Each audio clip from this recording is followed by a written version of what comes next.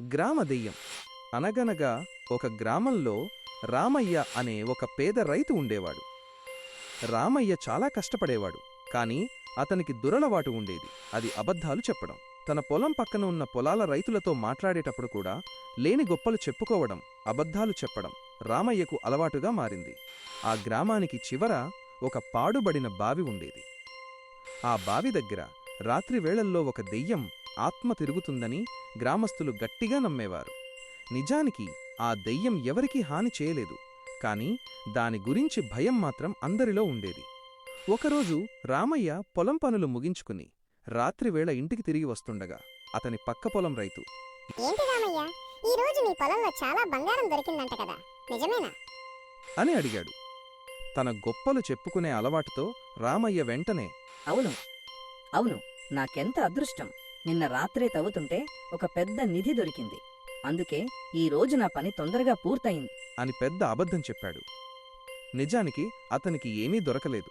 ఆ రైతు నమ్మలేదు. మరి ఎక్కడ దాచావు రామయ్య? అని అడిగాడు. రామయ్యకు త్వరగా మాట దొరకక, ఆ ఆ పాడుబడిన బావి దగ్గరే దాచి మళ్ళీ రాత్రి వచ్చి తీసుకుపోవడానికి ఏర్పాట్లు చేసుకున్నాను అని చెప్పేశాడు. రైతు నమ్మినా నమ్మకపోయినా రామయ్య ఆ రాత్రి ఇంటికి వెళ్ళాడు. కాని నిజంగానే నిధి దొరికిందేమోనని ఆశతో ఆ పక్క రైతు పాడుబడిన బావి దగ్గరకు వెళ్లి నిధి కోసం వెతకడం మొదలుపెట్టాడు. అంతలో బావి లోపల నుంచి ఒక పెద్ద గాలి అరుపు వినబడింది. ఎవరు నువ్వు? నా నిధిని తీసుకెళ్లడానికి వచ్చావా? అని భయంకరమైన గొంతు వినిపించింది. రైతు గుండె జారిపోయినంత పనైంది. నేను కాదు, రామయ్య నిధి గురించి చెప్పాడు, అందుకే వచ్చాను అని భయంతో వణికిపోతూ అన్నాడు. బావి లోపలి నుంచి ఆ దెయ్యం, అంటే బావిలో గాలి వల్ల వచ్చే భయంకరమైన శబ్దం ఇలా అంది. అబద్ధాలు చెప్పి ఇతరులను ఇబ్బంది పెట్టినందుకు ఆ రామయ్యకు శిక్ష పడాలి. నీకు ఏమీ దొరకదు. కాని రామయ్య పీడ నాకు వదిలింది. ఆ రామయ్య ఇక్కడికి రావాలి. వాడు నిజం చెప్పేంత వరకు ప్రశాంతంగా ఉండలేడు అంటూ గట్టిగా అరిచింది. మరుసటి రోజు ఉదయం ఆ రైతు పరుగు పరుగున రామయ్య ఇంటికి వచ్చి రాత్రి జరిగిన విషయం మొత్తం చెప్పి, నువ్వు చెప్పిన అబద్ధం వల్ల నా ప్రాణమే పోయేది.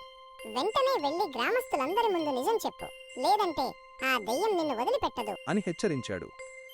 రామయ్య ఆ దెయ్యం మాటలు విని భయపడిపోయాడు. తన అబద్ధాల కారణంగా ఎదుటివారికి ఇబ్బంది, తనకు ప్రమాదం ఏర్పడిందని అర్థమైంది.